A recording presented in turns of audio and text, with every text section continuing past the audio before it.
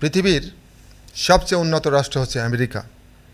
সেই আমেরিকায় 5.2% নারী পিসিওএসে আক্রান্ত এবং আমেরিকায় 16 থেকে 40-এর মধ্যে এই রোগটি বেশি হয়ে থাকে।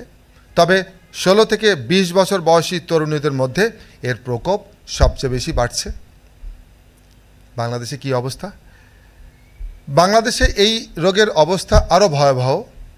আউটডোরে আসা গাইনি রোগীদের 6.11% পিসিওএসে আক্রান্ত। ইনফার্টিলিটি বা বন্ধ্যাত্ব নিয়ে যেসব মহিলা আউটডোরে আসেন এদের মধ্যে 29.9% থেকে 46.15% পিসিওএসে আক্রান্ত ছিলেন।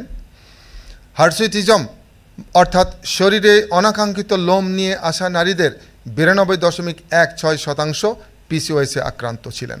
অবাক করা ব্যাপার, একটি গবেষণায় দেখা গেছে বাংলাদেশে মেডিকেল স্টুডেন্টদের 37% তরুণী পিসিওএসে আক্রান্ত।